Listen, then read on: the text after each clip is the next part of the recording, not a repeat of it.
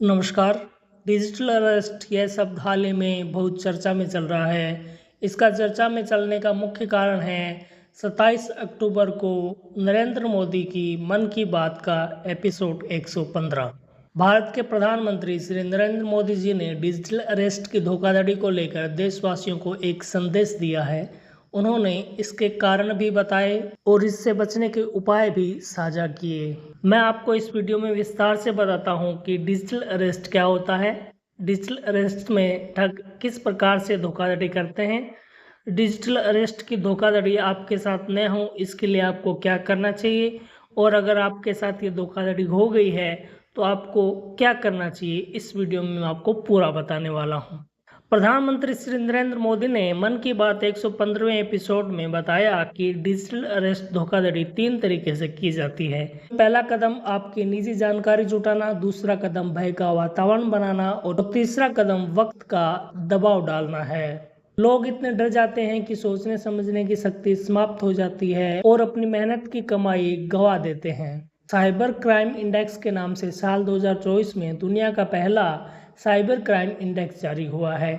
इसमें बताया गया कि दुनिया भर में कहां-कहां साइबर अपराध सबसे ज़्यादा हो रहे हैं। पहले नंबर पर इसमें रूस है, दूसरे पर यूक्रेन है, तीसरे पर चीन है।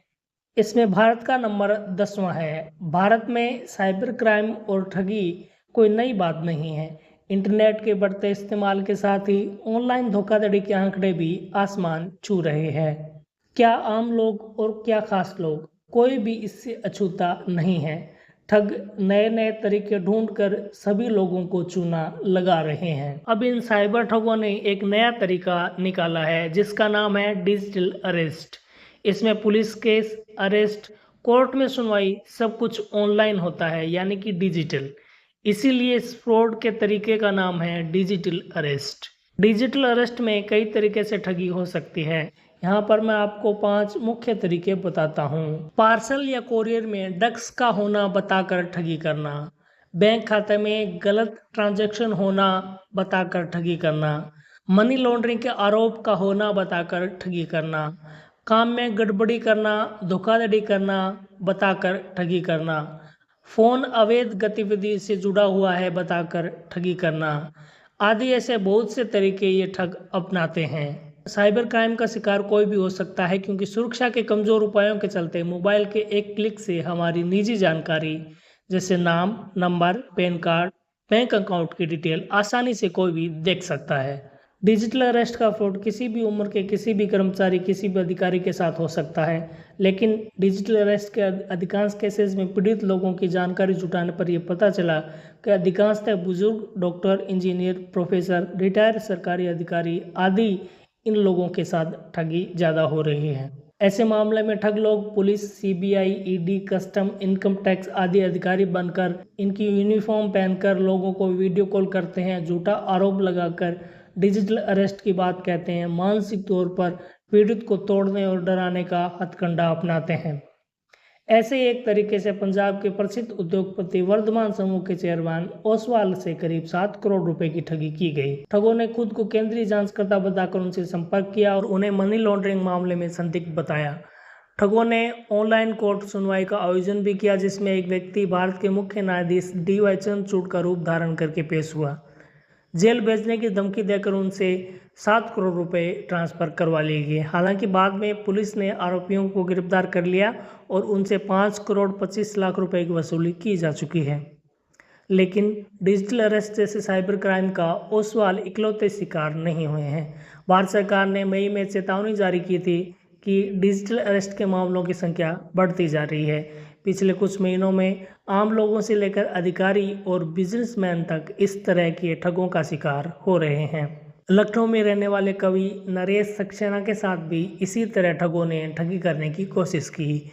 जुलाई 2024 में सीबीआई अफसर बनकर जालसाजों ने 6 घंटे तक कवि नरेश सक्सेना को डिजिटल अरेस्ट रखा। नरेश सक्सेना को 7 जुलाई को दोपहर 3 बजे उनके व्हाट्सएप पर वीडियो कॉल आई। फ़ोन करने वाले ने खुद को सीबीआई इंस्पेक्टर बताया। उसने कहा कि किसी और व्यक्ति ने आपके आधार कार्ड से मुंबई में बैंक अकाउंट में खाता खोला है। उस खाते में करोड़ों रुपए की मनी लॉन्ड्रिंग हो रही है और आपके नाम से अरेस्ट वारंट जारी हो चुका है। अगर बचना चाहते हो तो 5 करोड़ रुपए भेज दो। लेकिन कवि नरेश सक्सेना ने पैसे नहीं दिए। फिर इसके अगले महीने अगस्त में ही एक और ऐसा मामला सामने आया। इस बार ठगों के निशाने पर पीजीआई लखनऊ की डॉक्टर रुचिका टंडन थी। फ़ोन करने वाले ने कहा कि वो telecom regulatory authority of India से बोल रहा है। डॉक्टर को 1 से 8 अगस्त तक डिजिटल अरेस्ट रखा गया। इस दौरान उनसे 5 अलग अलग बैंक खातों में 2 करोड़ 81 लाख रुपए ट्रांसफ़र करवाए गए। जब तक उन्हें ठगी का एहसास होता तब तक वो देर हो चुकी थी।